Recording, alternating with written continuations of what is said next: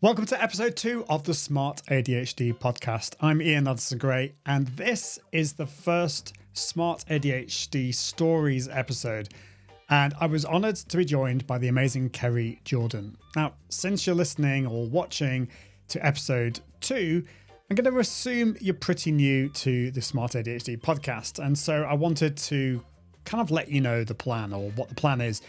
Most episodes in this podcast are going to be short 20 to 25 minute episodes, and I'll be joined by an ADHD expert in those. And as I keep on saying, I am no ADHD expert, but I'll be joined by experts to help bust myths, help us understand how ADHD works, and to give us smart strategies on how to counteract our ADHD traits. Sometimes I'll be sharing what I've learned along the way too. But interspersed between these shorter episodes, my plan is to invite smart creatives, entrepreneurs, or business owners who have been navigating their lives with ADHD and allow them to tell their stories. They'll be sharing how ADHD has shaped and affected their lives, with its challenges and excitements, and the ups and the downs. These are real conversations, real stories from smart ADHDers. We won't be sugarcoating, but we'll be looking to the future where there's always hope. And we'll be sharing smart strategies along the way. These episodes will be much longer because we just need time to get real and allow us to tell those stories. This episode is the first Smart ADHD story episode, and I had such an amazing time speaking with Kerry. I think this is actually only the second time we've spoken to each other, but it already feels like we've known each other for years. She was so gracious and honest, and I hope you get as much from this conversation as I did. I've not edited this really at all. There's a few tiny little edits, but on the whole, what I'm trying to do with these episodes is to keep them really raw and real. And so if you can ignore any of the ums and the ers and stumblings over words, that's kind of sometimes the way our brains work. Now, remember, we're not experts. And so if you've been affected by anything that we talk about in this episode, don't cope alone. It's always best to contact a medical professional where you are and seek professional help. But we would love to hear from you. So do get in touch by sending me an email to ian@smartadhd.me. So Kerry Jordan is a professional photographer. She helps entrepreneurs engage, or I should say I can't even say this, petrepreneurs. There you go, I love that. Petrepreneurs engage their ideal audience by creating stunning commercial photography and content. And she can be found at a website, furandfables.com. So enough of me gibbering. Let's get on with the episode right now.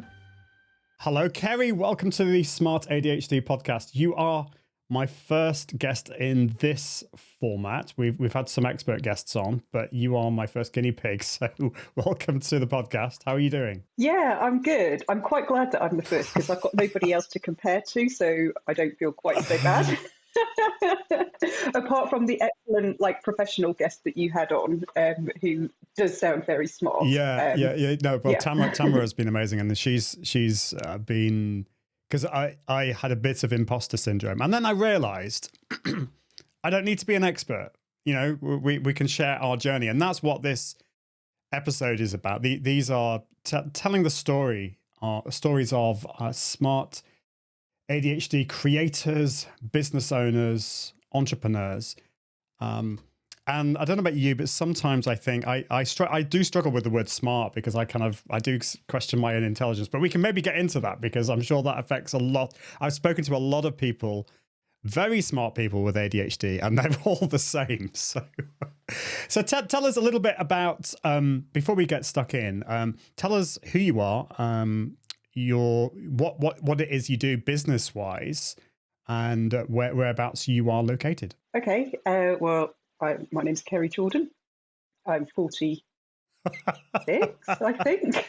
I might have to go back and check that. I am a commercial pet photographer, which basically means I'm a visual storyteller for pet brands, currently in the UK, but hoping for worldwide domination. And I live in West Cumbria. So if anybody doesn't know that, it's like I'm 10 minutes from the edge of the Lake District, which is absolutely beautiful. and I moved here 3 years ago from West Sussex. So a fair bit of distance and a fair bit of temperature change. Well, as well. it's a beautiful part of the world. It really is.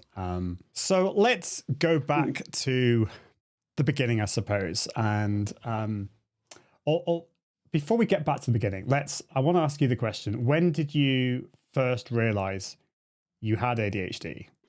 Well, I guess I've always felt that I was different. I've always felt like I wasn't like everybody else. But it was only last year that I found out that I could possibly have ADHD. Like, I've been doing a lot of research about different mental states because I was trying to figure out why I felt so differently all the time. And I'd looked into ADHD, but this was maybe 4 or 5 years ago. And the lists that were coming up were very typical of male ADHD, and particularly sort of the younger generation. So it was hyperactivity, and like there was a list of things that I just wasn't, that I was like, this isn't me. So I disregarded it. And then, of all places, I was looking at a TikTok and I saw a video of a woman talking about her, and it was a very humorous way, talking about her ADHD challenges. But I didn't realise that's what it was at the time. I just saw the video and I was like, oh, that's me. She's just described me. So I went through and I flicked through some more, and I just started crying because it was the first time that somebody had described what I was going through, and it just felt like such a relief. And so I think that was pretty much a year ago around now.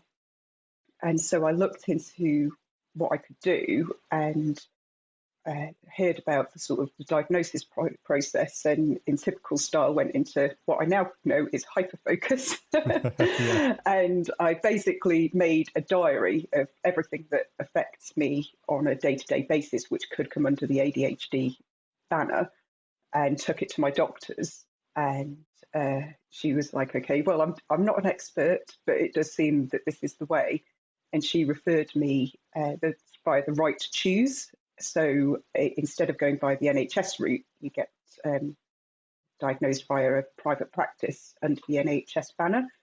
And so I think it was last October, November, I can't remember which one, but my diagnosis came through as combined type ADHD. And it was mind-blowing. I felt such a sense of relief that I wasn't this complete, well, I am a little bit of a complete weirdo, but at least I had my tribe.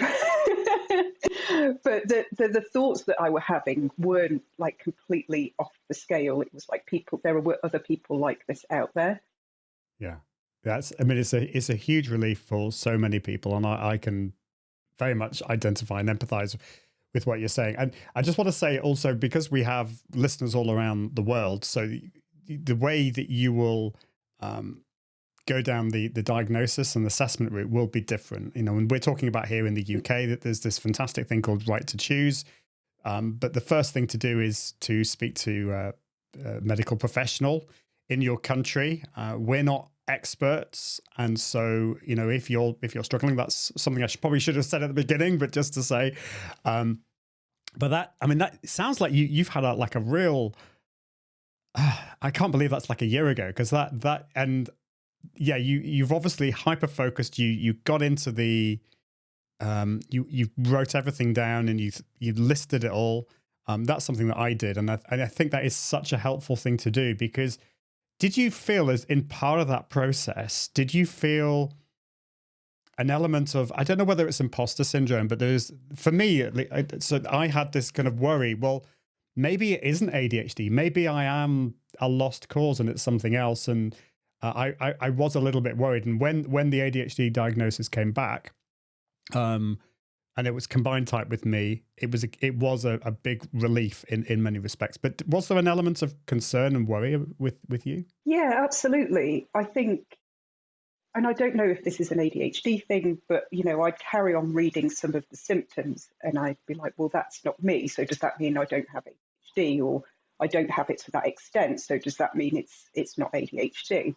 And I think listing it down for me, because the list was extensive, was a way of almost saying, you're not being paranoid. This is something that, and I think a lot of people with ADHD will come across people who go, well, everybody's got a bit of ADHD. Everybody goes through that. Everybody does that occasionally. And it's the fact that what I realized is that it's not occasional. These are things that happen on a day-to-day basis. And for me personally, they affected me quite negatively, quite a lot. And I struggled. So I think making that list really helped me overcome that kind of, and it's almost like a sense of, I don't want to be that person who's, a drama queen. It's like, I don't want to be a drama queen. It's like, have I really got ADHD? And having that list in front of me almost gave me validation. It was like, no, this is quite an extensive list of the things that I have to struggle with. So, yeah, there was an element of imposter syndrome type thing.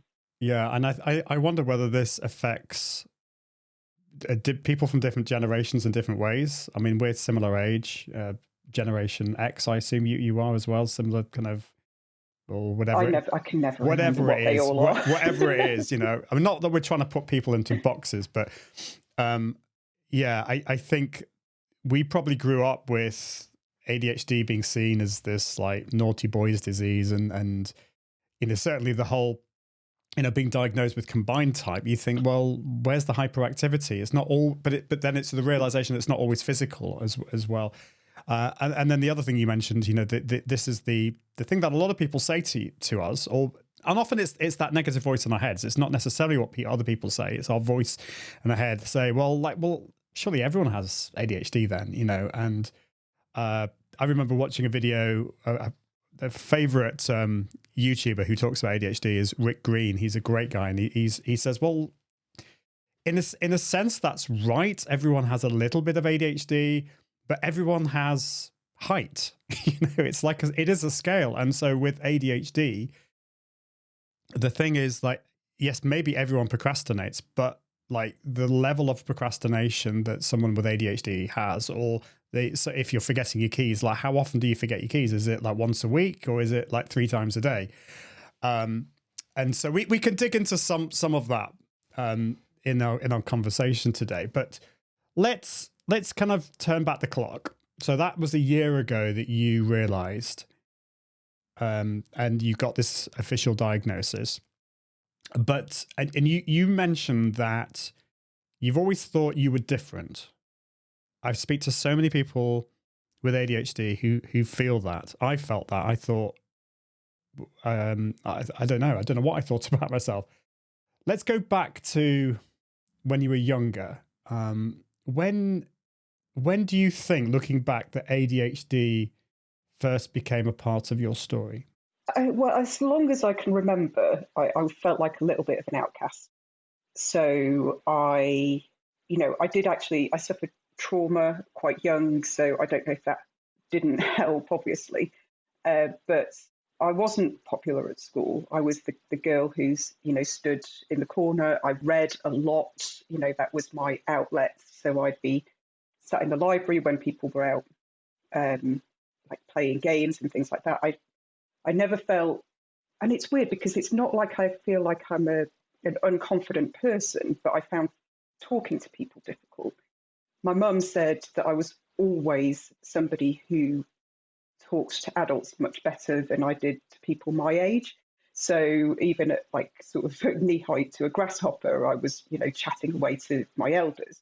But when it came to people my age, when I was at junior school and secondary school, I really struggled. And weirdly, I got on with guys much better because I found them much simpler to talk to. And I think maybe that's because my brain was so active that when I was around like my fellow girlfriends, I was always questioning, the motives around. And because as a teenage girl, there's so much drama, and I just couldn't handle it.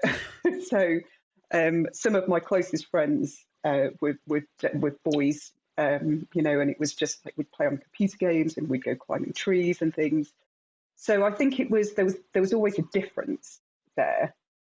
But I think there were things like I was disruptive. I challenged authority quite often, and I think even though I had high expectations of being head girl, I had far too many detentions for that. So there was always that element of, I think, just a restlessness almost. It was, I got bored very easily and things like that. So I do remember, getting detention a lot, skipping school, but still wanting to have good grades, but struggling with the grades, and my teacher saying that I, was bright, but I couldn't study.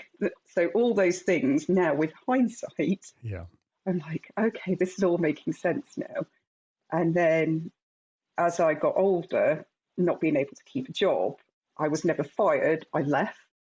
I got bored, and I had real problems with money. So I got into quite a lot of debt doing payday checks. And because I didn't have an authority figure around often, those were the things that they could have gone a lot worse. I could have been in a way, way worse situation than I was, considering the impulse control that I had. So those things now, I look back and I try not to beat myself up about, because at the time I was like, why am I like this? Why do I have to do this? So it was always there. Yeah, no, that's really interesting. And I think when we look back at our lives, there is that temptation sometimes to give into that kind of maybe regret, the what if question. And I think that's quite common for people who are diagnosed later on, in their 40s, 50s and beyond. That's not what we're trying to do here. We're trying to look back into the past and kind of trying to understand why things maybe were a struggle. And there's a lot of things that you were saying there that were so interesting. The fact that you tended to get on better with boys, and I tended to get on better with girls, actually, which is really interesting. And I don't really understand. I think so. You talked about emotions in there, and one of the big things with ADHD people is emotional dysregulation. And I think I just felt that I could be a bit more myself with girls, which seems a bit weird, but I just felt I didn't have to pretend, which was a lot simpler. So I just interested, for you, like what was going on at school? You had, you were with your friendships and the way you were interacting with people. And also you mentioned that your teachers said you were smart, but you were also getting detentions as well. And I'm laughing because, it's a similar story with me. But I remember when I got a detention, I was absolutely distraught. I was so upset that I got my first detention. And so what was going on in your head in those early years? It was, well, it's bizarre because the thing with the boys was, very, very similar. It was, I felt much more myself around like my male friends than I did my female friends. And I think with the female friends, it's something that becomes much more prevalent as you get older. You start masking. So it's like you start to try and emulate people. So with my female friends, I was trying to be like them, but I wasn't. So I wasn't a girly girl. When I first tried makeup, I was like, oh my God, they look weird. And, I didn't want to go, clothes shopping. I was the one that was climbing the trees, riding my bike around the block and things like that. So when I was around the females, it was more like I felt like I had to be somebody else. And the school thing, I loved learning. And so I was and still am a nerd. I love learning things, but it had to be things that like captured my attention. And I think when for example, physics, hated physics, loved biology. So in physics, when you're not engaged in something and then your grades fail, then you start to think, well, I'm obviously not smart, even though it's, different in other areas. And you start to get that message quite young. So it was those kind of things. And the emotion wise, I think the emotional dysregulation came after puberty. So I don't think I was too bad back then. But yeah, as soon as I hit my teenage years, I didn't know what to do with myself. And I was diagnosed with depression at 15 and put on Prozac at 16. So that kind of tells you how emotionally disrupted I felt inside. And of course, I was misdiagnosed because it wasn't depression, so it didn't do anything. So again, it made you feel kind of strange and why am I like this kind of thing. So yeah, the emotion side, I think it was fairly stable until I hit my teenage years. Yeah, no, I hear that so often that women and girls in particular do get misdiagnosed with depression, and it can be anxiety as well. Although those depression and anxiety can be part of that experience with ADHD. I definitely really struggled with depression at school, but I think if it had been diagnosed as depression, I don't think that would have been the right way to treat it. And so I'd be interested for you, how did that depression, was it depression, or how do you look at it now, that depression through the ADHD lens that you now know? How did it kind of manifest itself? Because I speak to quite a few people about this, and everyone experiences a different level and different way of depression. Mm-hmm. So I can't remember a huge amount about back then, but what I do know now through the research that I've done looking into it is that my depression, which is still something that happens now, isn't just depression. It's caused by the ADHD and the way that my ADHD manifests. So it could be that was similar when I was growing up, where I didn't know how to control my emotions. And so I would start having emotional outbursts, which I knew weren't sort of societally correct. So I would start keeping them in, which is the worst thing that you could possibly do. But I was a teenager, I didn't understand. Now I realise, because I've got this inner dialogue, which it can be really debilitating sometimes, that's what causes my depression, because I will start this conversation, I will start this scenario in my head, and it's never positive, which is a real bummer. It's never, I'm going to win this amazing award. It's more like, this person said this, so this means this, and what happens if this happens? And then I start to go downwards, and then that's when the depression hits. So from what I've read and people I've spoken to, sometimes the way that the ADHD manifests, that can lead then to the depression. So it's not a constant, but it is there. Yeah, no, that's interesting. And it is that inner dialogue. I mean, everyone has an inner dialogue. And I've apparently not. Well, but not to the extent, I would say, as people with ADHD, and it's kind of constantly there. That's the thing. Yeah, that's really interesting. And so you said that you kind of suppressed that, I think. Why do you think you did that? Why did you kind of because again, I think that's a common thing. I did the same thing. I suppressed the emotions. Is that kind of what's the word I'm looking for? Like a safety thing. You're kind of trying to protect yourself. I think, and I don't know if this is, I've only just thought of this, but maybe it's something that people with ADHD come across, is you start to become very self-aware. So you recognise when whatever you're doing is not acceptable to other people. So, emotional outbursts, crying or, getting upset over very small things, you can see and you do pick up on the reactions of other people. And I don't know if this is an ADHD thing, but then you don't want to make people feel uncomfortable. So that's when you start to repress those, and you become very aware then of how you are acting around people and how you manifest your emotions around. So that's how I started doing it. I started recognizing the fact that this wasn't, something that people wanted me to do. So I started to hide it, basically. Yeah. And I think we tend to be very intuitive people as well. So we pick up on these little minor kind of micro things that are going on. And often I think we're right, but there's that doubt. You're like, oh, maybe it's me. The problem is always me. So that's really interesting. So when you got into the later years at school, into sixth form, so this is like age 16, 17, 18, and just for international viewers who don't understand the weird naming system we have here in the UK. How were things for you? So did you become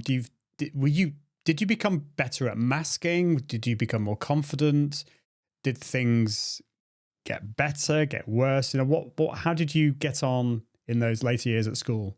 Weirdly, and I'm not sure where this came from, I definitely got more confident, or maybe it was a false confidence. I think as soon as you start masking yourself and you're starting to get accepted more as this other person, that confidence then starts to grow. It's like, I'm doing the right things. I'm becoming this person that other people want to be around. So I started to get a little bit more popular as I started to get older, which was a revelation to me because I've not been until then.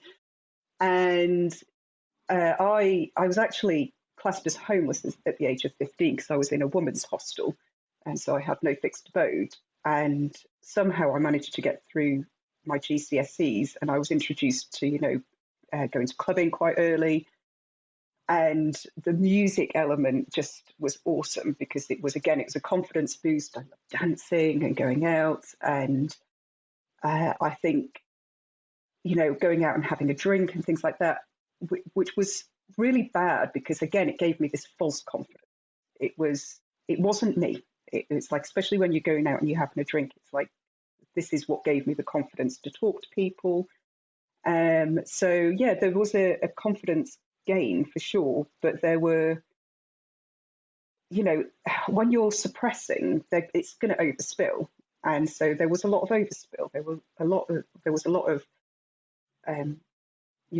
not tantrums but outbursts, and that would again set me back because it's like, why am I like this? Why can't I keep temper? Why am I so emotional about things? So it was a little bit up and down, but my confidence definitely grew. And I think, again, from the learnings that I've done, it's a constant dopamine chaser. So it's like I pushed myself to do things. I pushed myself to, ask out boys that were totally out of my league and things like that, because it was like that energy spark. But I, again, same as jobs, didn't keep a relationship very long, got bored, or I would have a negative dialogue in my head and based on absolutely no facts, would dump them based on my negative dialogue because it was like, they're going to do it anyway, so I might as well get in there first. It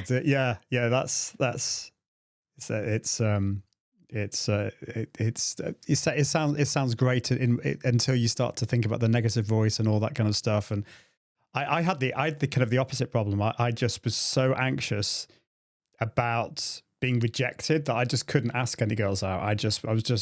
And so I think of self-esteem. So I think it can manifest itself in different ways. And that's really interesting that you were kind of using asking boys out as a kind of a dopamine injection, which is fascinating. So and you mentioned kind of going out for a drink and stuff like that. A lot of what I realize is how much before being diagnosed, we tend to kind of self-medicate on these things. And I suppose that was kind of what you were doing in a way. So you weren't getting enough dopamine. So you were finding ways to kind of inject yourself with dopamine in a way. So looking back, how much of that was involved in your early years? Oh, a lot. And again, it's only because I've been doing a lot of research and sort of self-development recently that I've realised that it's been quite a crutch. And I actually decided to have 3 months of no alcohol, which was hard. When I was working, it was I I I've masked it again because it was a very much work hard, play hard culture. So it's like, well, everybody's doing it, so it's fine. And it's now I'm like, right, at least I know that this is something that's fairly reoccurrent in people with ADHD, is if they do self-medicate in some way. It's helped me make that association in my brain to help me bring that down and to dissect it and to not make me like a slave to it anymore. But yeah, definitely at work, I would be the first one there, like after work, having drinks, rolling in at 2 o'clock in the morning because I was 19 and you could still get up for work the next day. and it, because everybody was doing it, it felt fine.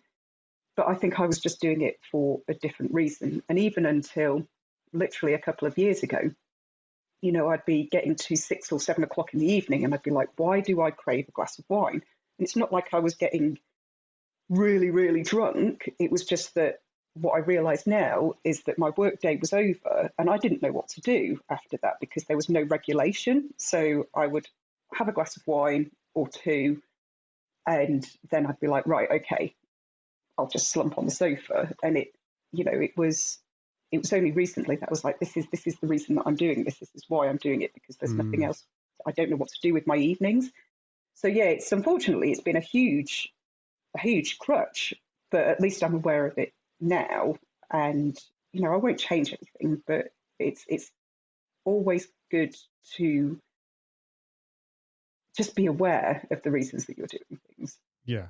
Yeah, absolutely. So I think this is why, for me, and it sounds like for you as well, the diagnosis has been so helpful. Not only has it taken away a lot of that guilt and that shame, and it's given you knowledge, but it's also like it's helping you in the moving forwards, like with strategies and understanding things, and understanding how self-medication can come into this and why it's not a good idea. And sometimes it's subtle. Like just the other day, I just came home after like a really busy day. I probably was a little bit anxious and my brain was just going round and round and round. And I just felt like having a glass of whiskey. I mean, I'm a big fan of single malt whiskey and I thought I could, just that little glass. And then I thought about it and I thought, that's not a good idea, because if I wanted to have a glass of whiskey because I would just really fancy having a glass of whiskey and I like the taste of it, but I'm wanting to have this glass of whiskey to quieten down my brain and to kind of stop me feeling this way. And I thought, no, I'm not going to do it. And actually, I told my wife, I said, look, I think I probably shouldn't have a whiskey because of these reasons. And she said, no, you shouldn't. I thought, oh, okay, fair enough. Yes. So she was my accountability partner there. And so, yeah, that's really interesting. So you mentioned a few things before we get into your, you've mentioned a little bit kind of going into the workplace and stuff, but you mentioned a few things when you were younger. And I don't know if you feel comfortable talking about this, but, you mentioned about, I think did you say you went into a home and it sounds like things were not straightforward in your childhood. So yeah, and I think this actually, I think this actually leads into some of the ADHD. So not the initial part. Basically, I walked away from my mum when I was quite young because of the stress that she caused. But now I know that ADHD is hereditary. I can see a lot of the issues that she had were the reasons behind that. So I was living with my dad and he actually went to prison when I was 15. And so I went to live with my stepsister, who was only maybe early 20s. And basically she couldn't cope with me because I was a young teenage girl with ADHD whose dad had just gone to prison. And I remember vividly, there was one day where I didn't know, like my emotions just felt so big. And this is the thing that I've come to realize, is that I feel big things. There's never a medium scale. And I was sat in my room and I got my pillowcase, and I just started tearing my pillowcase with brute force because the emotions were so huge. I just didn't know what to do with them. And I think this is possibly where, when boys with ADHD, throw tantrums and stuff like that, it's a very external thing. But the thoughts in my head and the emotions, and I was like ripping this thing, and I just needed to get this stuff out. So it's understandable that my young, stepsister wasn't able to cope with this. So so I was put in a women's hostel. Actually, sorry, it was when I was at the age of 16. So as soon as I turned 16, but I was the oldest in my year. So I was in a women's hostel, so classed as homeless because there's no fixed abode. And that's where I ended up for a little while before the council got me a flat. And I think this is another thing. I didn't have any, I don't know if it's a blessing or a curse that I didn't have any strong adult characters around.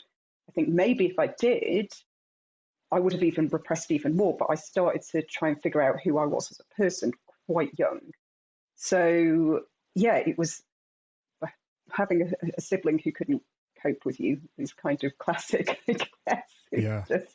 The whole emotional dysregulation thing, I think a lot of us can look into a childhood and family situations and see a lot of that, and there's definitely genetics involved, and obviously that would have had like a big impact on you. Those emotions that you had when you were tearing up that pillow, and did those emotions? So when you went into this hostel, and then when you got your flat, what happened to those emotions? As you kind of came to understand who you were, that's amazing that you were able to do that so young, because for so many of us it takes time. I still don't exactly know what I want to do when I grow up. I always joke about that and who I am. We're all trying to work that out. But how did those emotions, did they kind of die down? Because with neurotypical people, apparently this is what's supposed to happen. You go through puberty and then you become a normal person and everything's great. I mean, I'm exaggerating, of course, but that's the kind of the feeling. I hadn't really thought about it, but when you mentioned it, I realised I think I became a bit of a loner. And so I had friends, but they were few. So I wasn't, again, very popular. I didn't have like a massive group of friends. And as horrible as it sounds, I think being on my own helped because I didn't have to worry about what other people around me were thinking and doing. So I didn't have this constant stress that I was upsetting somebody or I'd said the wrong thing. And I think that helped. It's as soon as I started to get around people that I started to struggle with the emotional side again because of this constant dialogue and the scenarios that I created in my head around a possible perceived rejection, that kind of thing. So I think it did die down because I just kept myself to myself for a little bit. Again, it's not like I didn't have friends, but the ones that I did have knew me enough to not be offended by anything weird that I said or... And do you look back now and think, those friends, do you think some of those friends were neurodiverse themselves? Were they ADHD? I hear, a lot of the time that people with ADHD tend to navigate or, be attracted to people with ADHD, probably because we kind of get each other a lot more, even if we don't know we have ADHD. I've looked back and I'm pretty sure that's why I got on with the friends I got on with. Yeah, I can't remember back then, but now definitely it's having a conversation with somebody who doesn't mind that the conversation doesn't seem to have a beginning, middle, and an end. And interestingly enough, now that I've started talking about it since the diagnosis, one of my friends has been diagnosed. She was diagnosed with anxiety. She's now been diagnosed with ADHD. Another friend who suffers quite badly with rejection sensitivity, we talked about it. she's now thinking of going for diagnosis. Another friend who it doesn't affect her badly, but the traits are very, very strong, is now thinking, maybe I do have, I just thought all this stuff that I did was normal, but apparently it's not. So yes, I do. I've now discovered that it's the people who aren't neurotypical that I struggle with sometimes, because I start picking up on these little micro expressions when I'm going off on a tangent, and I'm like, oh God, I'm doing it again. Yeah. Whereas the people who seem to be, even if they're not diagnosed, neurodiverse, just accept it. Yeah, because that's kind of the way their brains work as well. But yeah, that intuition that a lot of us have is a blessing and a curse, isn't it? Because it's a good thing, but it sometimes it is like a superpower. I don't want to say ADHD is a superpower, because it's a very mixed bag. Let's be frank about it. But intuition is a superpower, but it needs to be used with a lot of care and attention. So, in school, how did the whole kind of, how did school finish for you? Did it kind of go well? And what was the next? Can you talk us through like the end of school and then moving on to the next stage in your life? What was that like? Because for many people, that's quite a big thing. And I know you weren't living with parents; you were on your own, so you already had that. What's the word I'm looking for? You know, you were already, I don't know whether you would call it responsible, but you were kind of living on your own. But it's still quite a big thing, isn't it? Because you're in this institution of school, and then you've got this big wide world, and then the what next. So can you navigate? Tell us that what happened then. Yeah, it's interesting you say about the responsibility. I think even when I was really young, there was an element of me being responsible. So, you know, I was responsible for my mum because sometimes she couldn't cope for herself. When my dad got picked up to take to prison, I had to be responsible for my siblings because my stepmom was just all over the place. So I had to be the one to take them all upstairs and tell them it'd all be okay. And I think I've always had this, I don't know what you would call it, this practicality around me. So I know we're probably going to talk about this later. I don't think, I feel uncomfortable about calling myself smart, but I've definitely got street smart.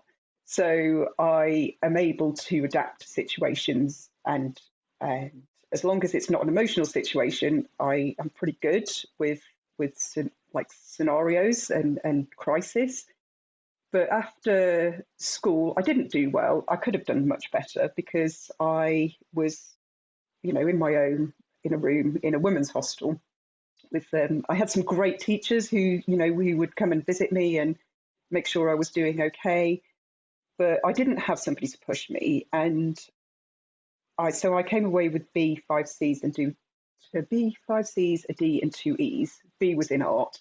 And I knew I could have done better, but it just didn't manifest. So I tried to put myself through college, and so I tried dramatic arts, weirdly, for a short period. And then I went on to trying, even back then, psychology. I was always fascinated with how the brain works. And law, I was thinking criminal psychology. At the age of 17, I was always, as my mum said, a very grown-up youngster. And but I was, you know, I was on council allowance, trying to put myself through college and get all the books, and it just wasn't working. So I got a job. And when I knew I was coming on this podcast, I was kind of trying to figure out how I managed to not get in trouble. I think I've got a very sense of self-preservation, but how I managed to get some of the jobs that I did, because I was inexperienced. I got my first job as an office junior. You know, I didn't have a CV. And then from there, I went for a job as an office manager. in a IT firm. And I got it. And I was like, how do you go from an office junior job to an office manager job? And I don't know if this is where the masking helped, because I became somebody else. Like I became this confident person. And even though the internal dialogue was like, what are you doing? I can't believe you're doing this. It's not going to, and maybe it's the dopamine chasing as well again. But so I tried to put myself through college, didn't work, got my first job, got my second job, but that's when the debt started to happen, when I started to, I wanted to go out and I wanted to get all this stuff to buy, and I just didn't have the money. So I started cashing payday checks. With hindsight, again, what I've learned is that a lot of people with ADHD have very low impulse control, particularly when it comes to shopping and problems with money. So again, now that I'm aware of that, I've put things in place to sort of just help. But back then it was just, I was just buying stuff. So that's kind of what came after school. And that's where I started working my way up the career ladder. The whole finance thing. I'd be really interested for people listening and watching about the whole, the getting into debt thing, because I think the problem is, like, credit cards are like the worst thing for some people with ADHD. It's like a little dopamine machine. I remember I think this was when like the first smartphones came, and I saw this phone and I wanted it, and I kept on saying, no, I can't afford it. But then I just went in really quickly and I bought it and I walked out, and it was just too easy. So I actually gave somebody my credit card, just please look after it for me. Because it's a tricky one. Do you look back now? Because when you mentioned like your results, there was maybe I'm misinterpreting it, but it seems like you're still kind of looking back at those days with a little bit of regret. And how did you? Because you're clearly, even if you're not going to say this, I'm going to say this. You are a smart person, and there is that. There is that. I'm cringing. I know.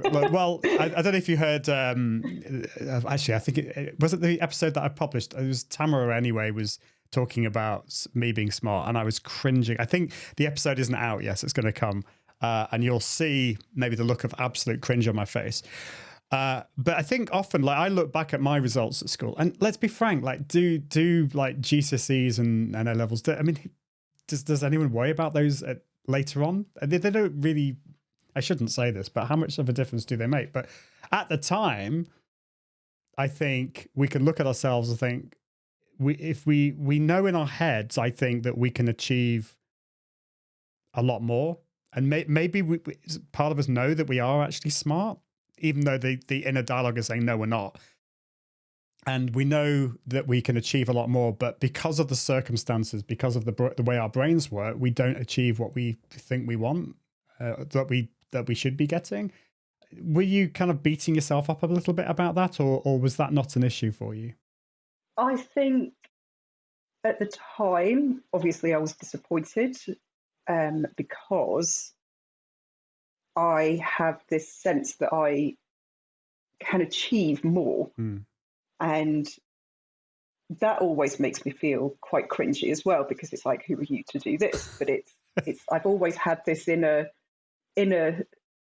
feeling that I am capable of more, which again makes me cringe. But so I was disappointed because I knew I could do better. And it's the same as, when I had high expectations of being the head girl, but kept getting detention, so I couldn't. So I always had this sort of this thing to achieve. But as an adult now, I think I advocate.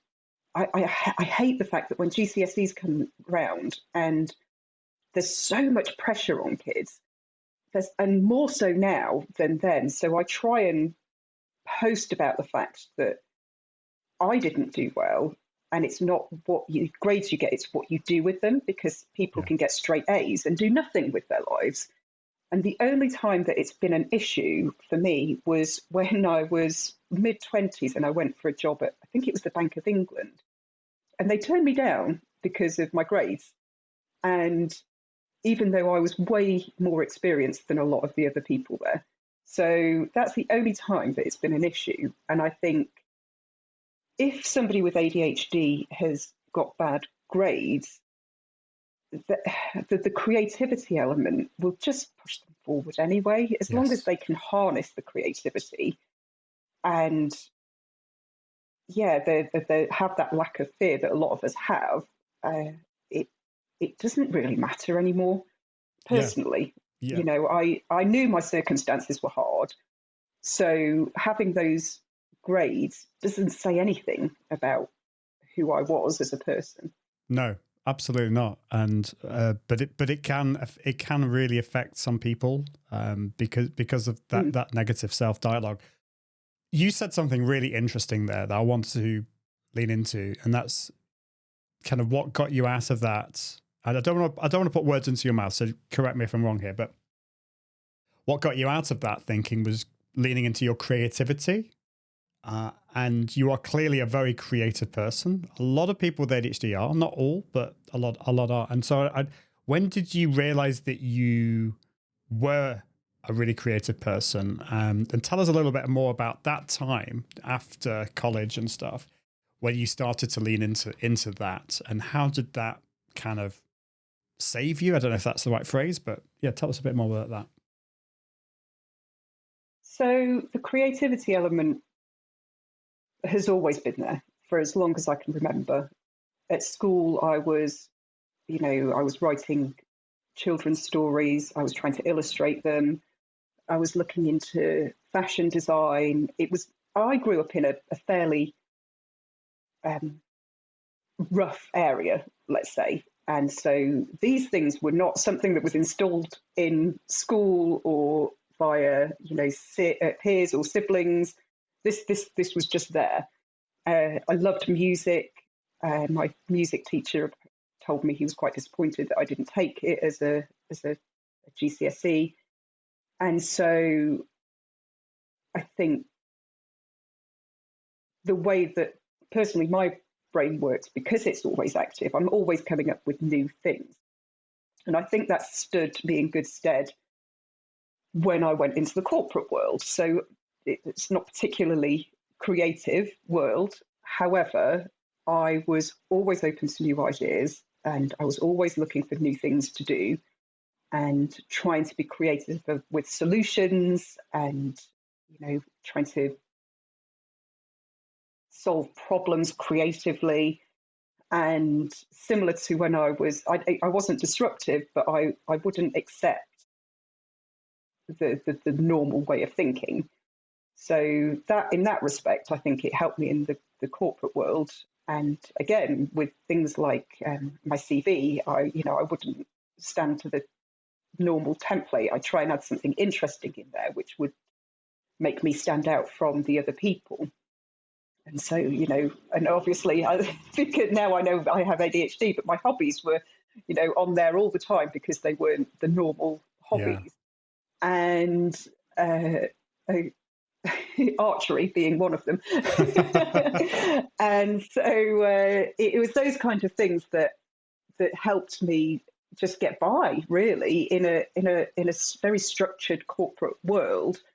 It's the creative way that my brain thought that stopped me, I think, going overboard a little bit. But as I said, I don't think I stayed in one job more than 2 years. So yeah, the creativity only had so far. Yeah, and this was because you got bored, and the creativity, it could help to a point, but then you needed a new, just something different, a new challenge, I suppose. So can you tell us a little bit more about when you say the corporate world? I mean, that can mean lots of different things. What were the kind of jobs that you were doing? And I'm really interested to know some of these things that you were thinking. A lot of this is like the divergent thinking. I'm getting better. I always get mixed up with convergent and divergent. But I think as ADHD people, we tend to be kind of very good at thinking out of the box, thinking at other ways around. And other people can think, Oh, wow. Like, how did you think of that? And you're thinking, well, that's just the way my brain works. So tell us about the corporate jobs that you were doing and some of the kind of, I don't know if you can remember any of these like creative ideas that you were thinking about, but maybe kind of, if you can, share some of those. So I started off as a office manager in an IT firm in Manchester, and it was the things like I would take on board the things that other people wouldn't. So I was the office manager, but we didn't have an IT department in-house. It was down south. So I was the one taking over the patching of the telephone lines and the wiring and the patching up of all the PCs and things like that. So I think because it was just another element to keep me interested, the creativity thing came in because I was doing things that other people didn't want to do or that didn't know how to do, but I was learning. And this is, I think a lot. This is how I got through a lot of my corporate years. Is again, coming back to school, I was learning new things all the time and I was pushing myself. So it was not sticking to my job spec, basically. Yeah. So that's the way that the creativity element helped me, because I was constantly looking at things around me and saying, can I do that? Can I do that? Can I help with that? So from there, I moved down to London and I worked on an IT help desk for a short while. And then again, onto the London Clearinghouse on an IT help desk there. And I wanted to be in the hardware section. I wanted to do the patching and the telephone lines. I got told that it was very, very physical for a woman, so I couldn't go down that route. It was a long time ago. I wouldn't have stood for that nowadays. No. And then I went into being a PA. And so I was being a PA to CEOs, MDs, business owners. Weirdly, loved it. I loved organising other people. Can't organise myself, loved organising other people. And one of my bosses, who's a very successful entrepreneur, when he gave me my reference, said, Kerry is like a swan. So she's cool, calm and collected on the surface. And then underneath, everything is like going 10 to the dozen, which I think describes me perfectly. Those kind of elements, they just pushed me forward in the corporate world because I wasn't sticking to my job role. I was always trying to look for other things to do. So it's not necessarily coming up with like a single creative solution. It was more like a wider scope. No, that's fascinating. It's really interesting, isn't it? Because you'd think that like being a PA would be the last job somebody with ADHD would be doing, but this is the thing. Sometimes there are the stereotypes, and actually, you were really good at organizing other people and coming up with creative ways to do that. And I've had a similar experience in my life. Like I can be hyper organized, and this is the hyper fixation, hyper focus kind of thing. You can do things like you're a ninja with things, but when it comes to the boring stuff, we really struggle with that. So I will come back. I do want to kind of come back to maybe this point in your life, but I'm really interested to know and it's so interesting that you did all these IT things, and then you became a PA. So what was the journey from there and to what you're doing now? Because what you're doing now is just a little bit different to all of that. So I'm just kind of interested to know some part of that journey. There was a very specific change, and it was, this is saying how old I am. So it was before the age of smartphones with cameras on them.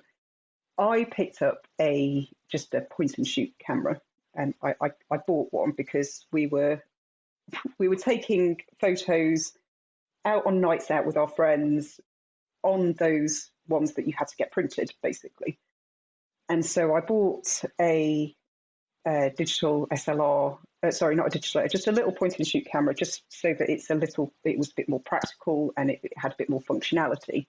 And it was just friends on a night out or friends on a walk, that kind of thing. I just wanted to create these memories.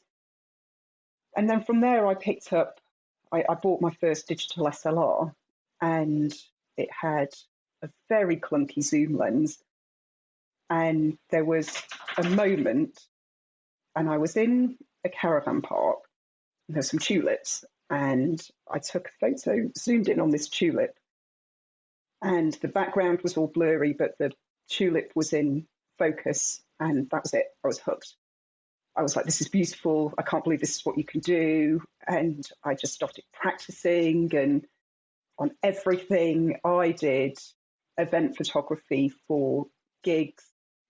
So a Guns N' Roses tribute band, I did some photography for them. I did food photography, cheese, wine, vineyards. I did like restaurants. I just, whatever I could do, I was just like absorbing all these different scenarios and all these different ways that you could photograph, which, as you can probably imagine, for an ADHD person, is a dream. But this was all sort of a hobbyist type thing. And then I got made redundant and decided to start trying to do weddings, because I thought this was possibly about 15 years ago. That's the only way that you could make money as a photographer. You know, the internet wasn't like a massive, vast thing that it is now. So I didn't have very much information about what you could do with photography or how you could do it. So I started second shooting and shooting my own weddings, and got good quick. I was finalist in a few regional awards, which, again, the imposter syndrome came in. It blew my mind a little bit. Like, don't understand. I've only been doing this a year or two. And then I got my first dog, and then that's when everything completely changed. I started taking photographs of him, set up a little page called Whippet Snippets, which gained like 9,000 followers, which in those days was huge. Yeah. And people started commissioning me for their own dog portraits. And so I did. And I was charging, I think, £25 for an hour's session way back then. And I got a call from a lady called Debbie, who made jumpers for dogs, like handmade jumpers, hand-knitted jumpers. And her photographer had just quit, and she'd seen my Whippet Snippets page, and she said, can we work together? I was so nervous after this phone call, and I was so desperate for the job. And she came to me, we did some photography. I looked at it the other day. Oh my days, it was awful. But she loved it, and that's the main thing. And it's just kind of steamrolled from there. I moved to Cumbria after my divorce 3 years ago, and found the private client photography really hard. You know, it's a completely different area. It's very rural where I am. And I was doing more and more commercial photography organically. So brands were approaching me. And I thought, this is easy. I hated the selling element of the private client stuff. So trying to sell the wall art and things like that. I'd been on sales courses. I tried some various different methods, and it's just hard. Whereas the commercial side, I found it easy. And again, it was the organisation element that I liked, you know, organising dog models, organising locations, organising shot lists, the works. And I think it was last October, I just decided to go all in, and have got maybe 5 or 6 new clients, regular clients since then. And that's where the transition started, like right back from picking up a point and shoot camera to nights out to full-time commercial pet photographer.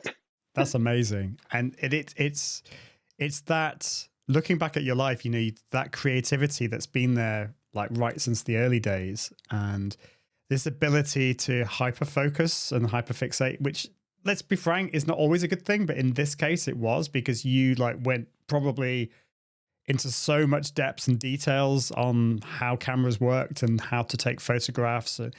The intuition, I think, that you've got is really helped, because you just probably, part of it is technical, I'm sure, but part of it is like you just know how to take a good photo. And but the way that's all worked together. And I think it's great the way you've been able to realize like what you're not comfortable with, what doesn't float your boat, or maybe gives you anxiety, that type of working with certain types of clients like weddings and stuff like that. I can imagine that being very stressful. And it's great that everything has come together and you feel that you're doing something that you love, that you're good at, and that is a good business. It's that ikigai concept, and I can always get. Have you come across ikigai? So it's this kind of combination of doing something that you're good at, something that the world needs. I always get this mixed up. Something that the world needs, something that people will pay for. Anyway, it's that combination of all those. I'll remember later. I always get mixed up. But that's cool. So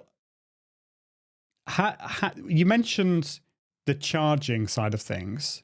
Now that's interesting because that's been maybe a difficulty for a lot of people. I remember when I trained as a musician, and I found charging what I should be charging difficult, and it's been a real big journey to where I am now. I'm much better at it now.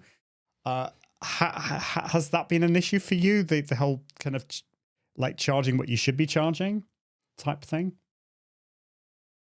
Most definitely. When I was a portrait photographer, the selling element I found really uncomfortable, and I didn't want to be pushy. And I don't think you need to be as a salesperson. I've realised that now. But I also I don't think I saw the value in what I was doing back then. Even though people would tell me the value, I went to a lot of conferences where people told their story and the reason why they were doing what they were doing. And it was really deep and heartfelt. But I didn't know. I was like, I just want to take beautiful photos. Yeah. There's no like major grand scheme behind this. I just want to take beautiful photos. And if I had all the money in the world, I would still be doing this. So the selling thing was really hard. I'm not sure if this is the same for you. As soon as I became more comfortable with myself and what I could do, that's when the charging got easier. Yeah. I don't think I'm the best photographer in the world. I think there are people whose photography isn't as good as mine on a personal preference, but are making more money than I am because they know what to do with it. That's where I started to get comfortable. I didn't have to be the best in the world. I just need to know what I can do with my imagery and how I can help my commercial clients. And as long as they're happy, it doesn't matter what anybody else thinks. I'm sure there are photographers who would pick holes in my work, but I'm not trying to help them. I'm trying to help my brand client. And as soon as that distinction got into place, I started to get more comfortable with what I was charging and recognizing that it's not just about the photo, it's not just about the photography, it's about all the elements around it. It is, and it's about your personality and people. I mean, people are either going to love you or they're not going to like the way you work, and that can be quite difficult for people with ADHD sometimes. But I think once you said you became much more kind of content and happy in who you were, and I think working with those kind of clients who love you all your quirks and the way you work, and they love that creativity, that is the best possible thing to do. We've all probably, I'm sure you've worked with clients that you just don't get on. They don't like the way your brain works, and it's just horrendous. So why put yourself through all of that? That's why what I think. So that's awesome to hear. Before we go back to, I wanted to kind of just finish on maybe a few more positive notes and talk about like how ADHD is maybe helping you in a way, or how that. So this is maybe the ADHD is your superpower kind of thing. We've talked about it, all the things that are maybe negative about it, but I'd like to ask you about, how how ADHD is maybe affected things like relationships and things like that throughout your time. Because you mentioned you got divorced, and I know that a lot of people with ADHD really struggle with all types of relationships, whether it's with parents or friends or, you know, romantic relationships and things like that. What's been your journey with that, and how, looking back on that now, what have you maybe learnt about yourself that's helping you move forwards with things? So it was really interesting because I was going on a bit of a journey of self-discovery before I was diagnosed or knew that I had ADHD. I was learning tactics such as, so there's a book called 7 Habits of Highly Effective People, which is by a guy called Stephen Covey. It's over there. It's my Bible. And it's not an easy read. It's not a quick win, but it completely transformed a lot of the ways that I do things. And one thing in particular was having a gap between, training myself to have a gap between reaction and response. So with the emotional dysregulation side, what I used to do was react really quickly. And that book, as well as meditation, has helped me create that gap. So it's a pause where I reassess. And because I was going through that, I was being very aware of my relationship at the time. And I was being aware of what's important to me. What that helped me, what this helped me do was not be ADHD in my decision to leave my partner. I spent maybe 3 years trying to make sure that it wasn't a reaction, that it wasn't because I was getting bored, because you know, it was a whole heap of other things. It made me very aware that of the way that my brain works, and I wanted to make sure that I wasn't making a mistake. So although the ADHD didn't help me with the relationship in that respect, being aware of myself and how my brain worked, even before I knew I had ADHD, helped me make better decisions. So with ADHD, as I said, I got bored quite quickly before I knew this was happening, or similar to what you said earlier, actually, with the fear of rejection. A lot of the reasons that I decided to end relationships was either because I was bored or because in my head they were going to end it. So I got in there first because I didn't want that rejection. So it's being aware has helped me focus more on how my brain works and how it affects my relationships. And now I have a partner who I've been very open and honest with right from the very start, and I will communicate my feelings.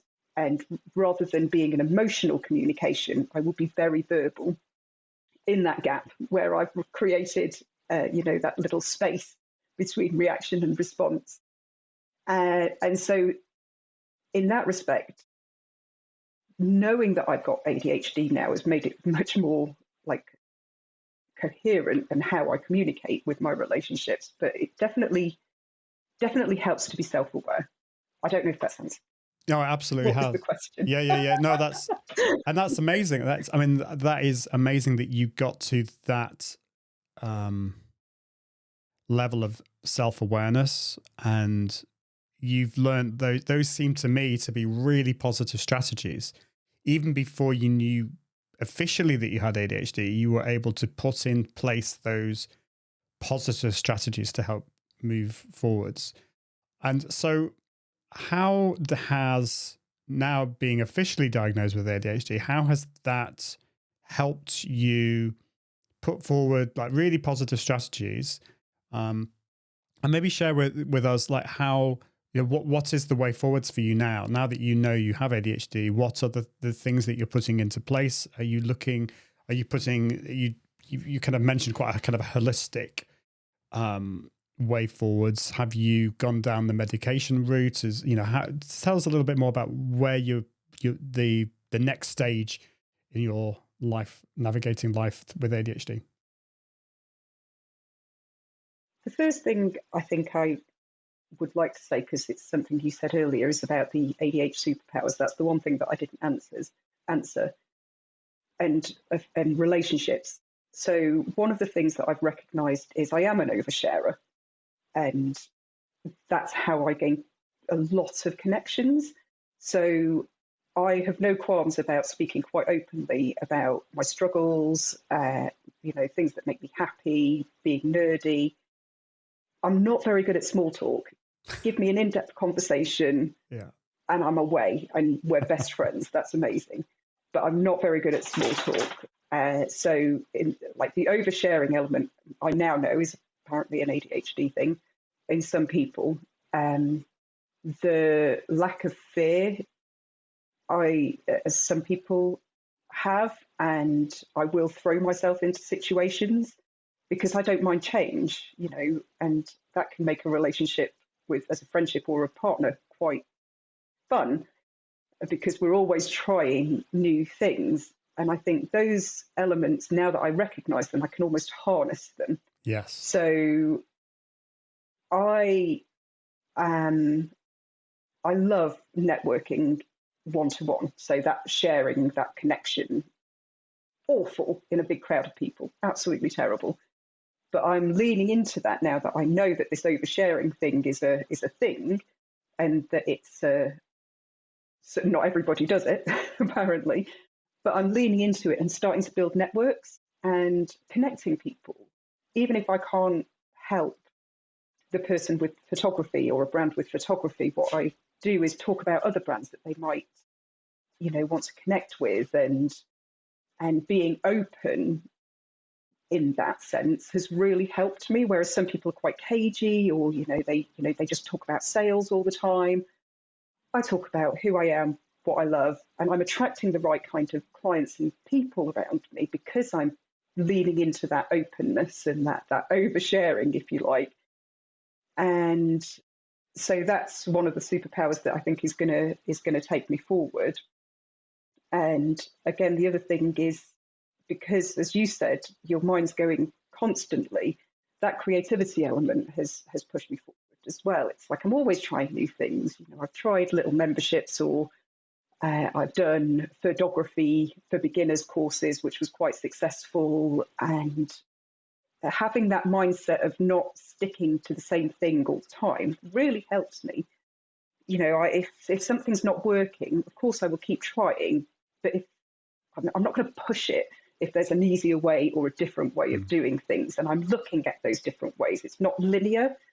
So that, again, is something that's helping me sort of push me forward, and again, leaning into that and not being scared of the fact that everybody else who somebody might say, no, you have to stick to this thing.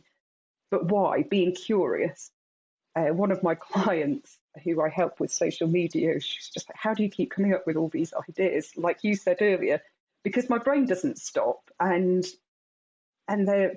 whereas there's the negative side, whereas sometimes my brain doesn't stop with the inner dialogue, but once I latch onto a situation, it won't stop. There's just stuff coming at me all the time. So there's those elements which, if you can lean into the positive sides and acknowledge the negative sides, there's so many things that you can do because you're wired differently that are really exciting. Oh yeah, and that's just, you just put that so beautifully. That is ultimately, at the end of the day, this podcast. I want this podcast to be educational, to help people to navigate forwards. But I don't want to sugarcoat it either, and we've not sugarcoated it today. But you've also sprinkled some hope over this as well. There is amazing things. Those of us with ADHD can do amazing things. We've got this amazing kind of unquenchable, is that the right word, of curiosity. That is kind of partly our fuel. And I look back at the successes in my life, and it's always been when I've followed my curiosity, when I've followed what other people say I should be focused on, that's when it's just not gone so well. So I think we have to follow our curiosity, and that's beautiful. So you've definitely been implementing all of those things, and so what's next for you? What's in terms of your business, and in terms of your navigating forwards with ADHD? What's the next stage? So navigating forward, sorry, you did mention I have been starting medication, Oh yeah, which has been a bit of a game changer. And I was very nervous about it because I'm not somebody who is an automatic pharmaceutical taker. So, I very rarely have even paracetamol if I can help it. But so far, it's been, and I was scared that it'd change my brain. So far, it's been really, really positive. My energy levels, which were crashing all the time because I was mentally all over the place, have stabilized. My focus is better. But that doesn't mean that I still don't want to take a more holistic approach. So I still meditate. I still journal. I'm still reading I don't know if they're deemed as self-help books, but I'm always adding to what the medication can do. So I've got a solid toolkit, basically. Next for the business, worldwide domination.